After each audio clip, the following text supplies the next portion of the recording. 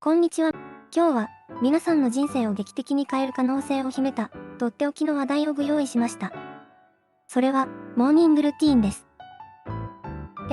朝のルーティン、それが人生を変えるのと思われた方もいるかもしれません。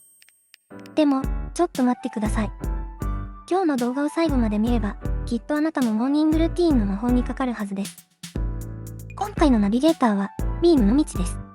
あなたも人生を変えるモーニングルーティーンで魔法のような力を手に入れるために、この動画を最後までゆっくりとご覧くださいね。それでは、人生を変えるモーニングルーティーンの持つ驚くべき効果とその重要性について詳しく見ていきましょう。セクション1、モーニングルーティーンの効果と重要性。モーニングルーティーンとは簡単に言えば、朝起きてから行う一連の習慣的な行動のことです。でも、人生を変えるモーニングルーティーンには驚くべき力があるんです。1、心身のコンディション調整。朝、目覚めたばかりの体は、まだ眠りの余韻が残っています。この時、軽い運動や瞑想を行うことで、体と心を一日のスタートに向けて最適な状態に整えることができるんです。例えば、5分間の軽いストレッチや3分間の深呼吸。これだけで、体が目覚め、心が落ち着き、一日を前向きに始められるようになります。実際に、アメリカの心理学者ケリー・マクゴニガル博士の研究によると、朝の軽い運動は、ストレスホルモンであるコルチゾールの分泌を抑え、幸福感を高めるセロトニンの分泌を促進するそうです。2、生産性と効率性の向上。モーニングルーティーンを通じて、一日の最初に重要なタスクに取り組む習慣を身につけることができます。脳が最も冴えている朝の時間を有効活用することで、驚くほど多くのことを達成できるようになるんです。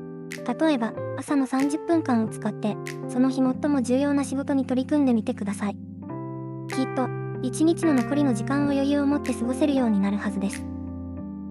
ある調査では、朝型の人は夜型の人に比べて、年収が約 4.5% 高いという結果も出ているんです。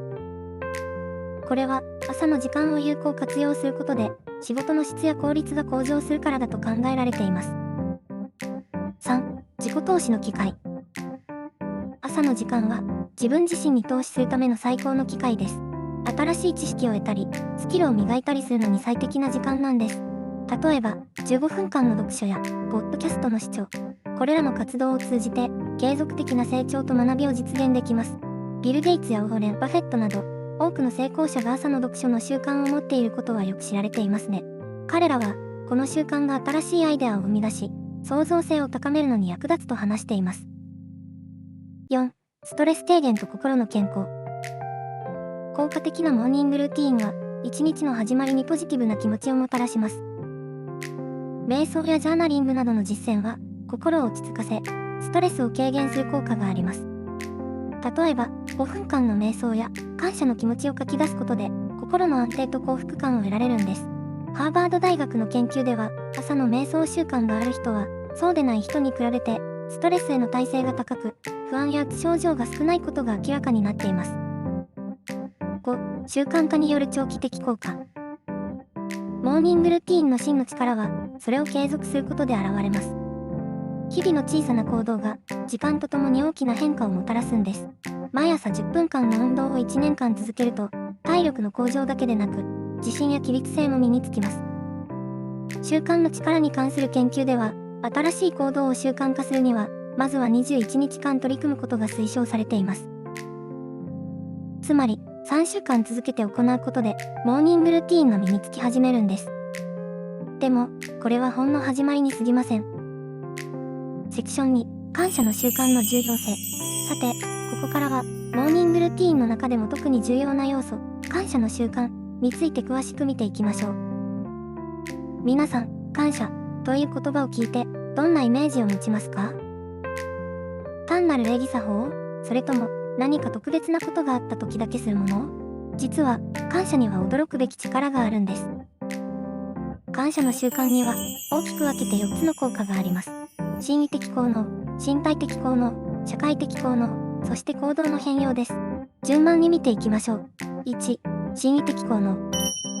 感謝の気持ちを持つことで幸福感が高まり、ポジティブな感情が増えることが分かっています。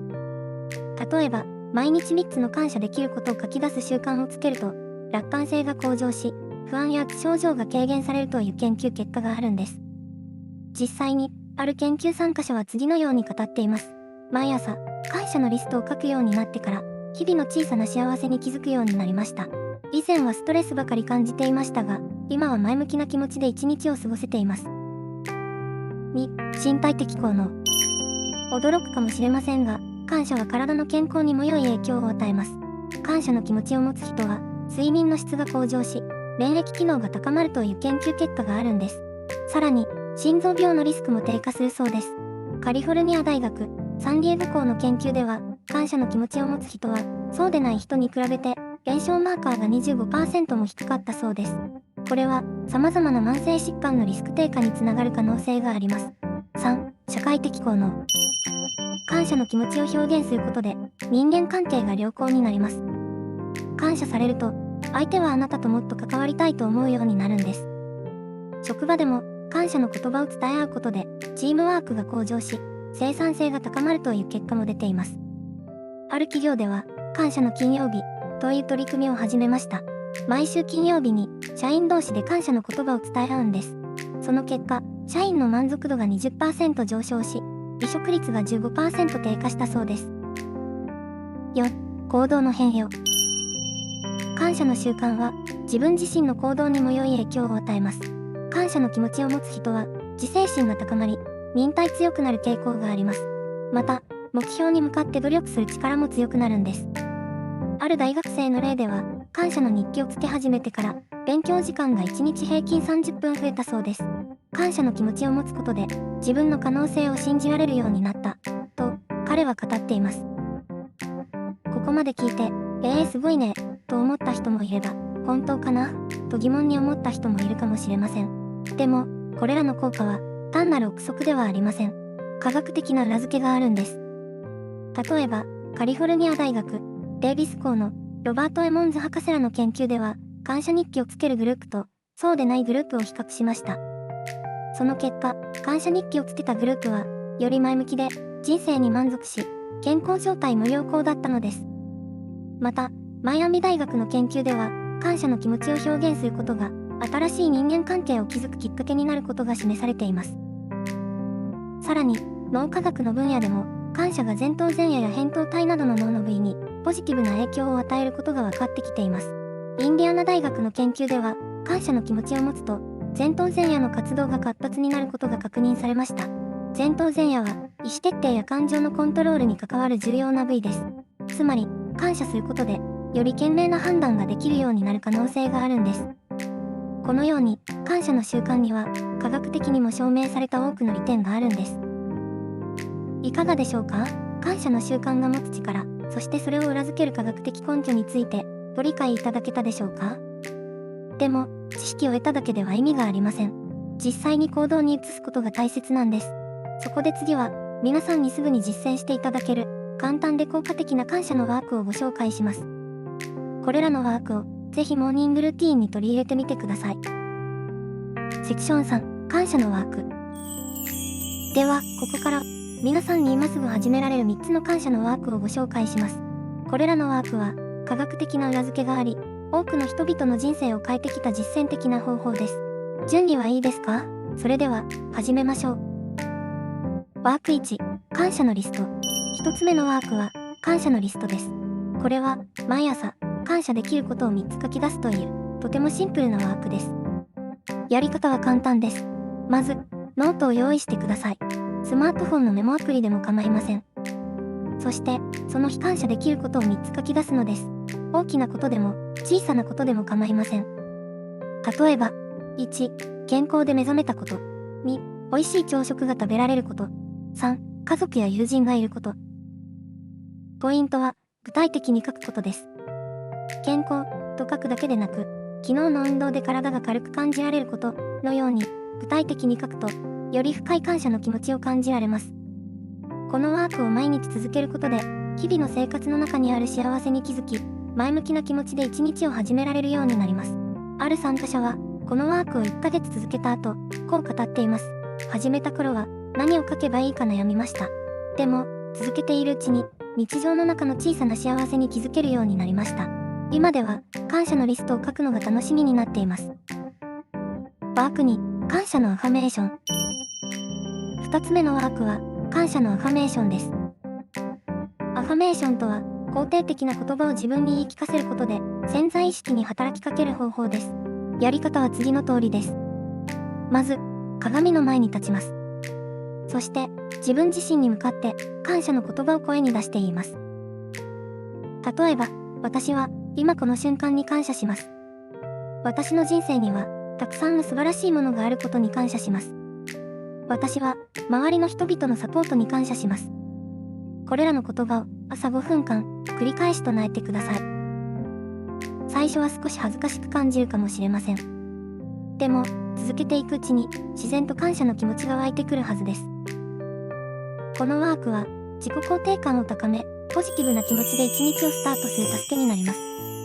ある心理学者は、アファメーションは脳に新しい神経回路を作り出す効果があると説明しています。つまり、感謝のアファメーションを続けることで、あなたの脳は自動的に感謝の気持ちを感じやすくなるのです。ワーク3、感謝の瞑想。最後のワークは、感謝の瞑想です。瞑想は、心を落ち着かせ、深い感謝の気持ちを育むのに効果的です。やり方を説明します。1、静かな場所で、楽な姿勢で座ります。2、目を閉じ、ゆっくりとした深呼吸を数回行います。3、呼吸のたびに体から余分な力が抜けてきたら、あなたの人生で感謝できることを一つ思い浮かべます。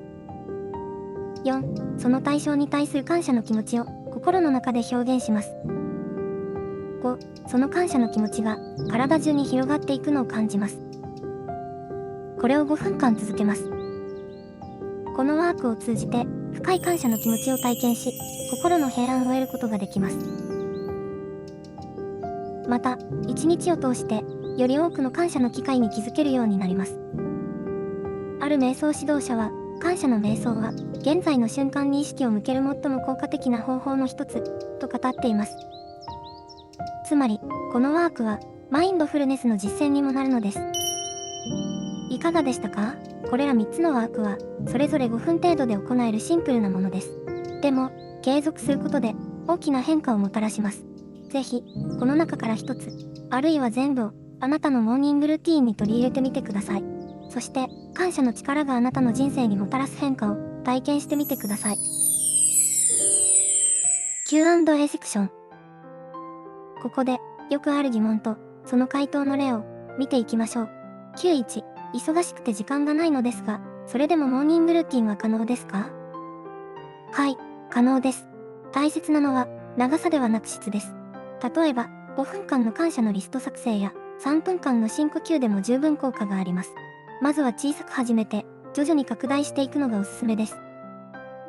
Q2、モーニングルーティンを始めたけど、続かないんです。どうすればいいですか？習慣化には時間がかかります。最初の1ヶ月は特に重要です。楽しみながら続けられるよう、自分へのご褒美を設定したり、友人と一緒に始めたりするのも良いでしょう。また、1日飛ばしてしまっても、諦めずに再開することが大切です。Q3、夜型なんですが、モーニングルーティーンは効果がありますか？はい、効果はあります。大切なのは、起きた時間ではなく、起きてからの最初の行動です。夜型の方は、起床後すぐではなく、少し時間を置いてから始めるのもいいでしょう。さて、ここまでモーニングルーティーンと感謝の習慣について見てきました。最後に、今日のポイントをまとめましょう。1、モーニングルーティーンは、心身のコンディション調整、生産性向上、自己投資、ストレス軽減など、多くの利点があります。2、感謝の習慣は、心理的、身体的、社会的に大きな効果をもたらし、行動の変容にもつながります。3、感謝のワークとして、感謝のリスト作成、感謝のアファメーション、感謝の瞑想を紹介しました。これらは簡単に始められる効果的な方法です。4、モーニングルーティーンは長さよりも質が重要です。小さく始めて徐々に拡大していくのがコツです。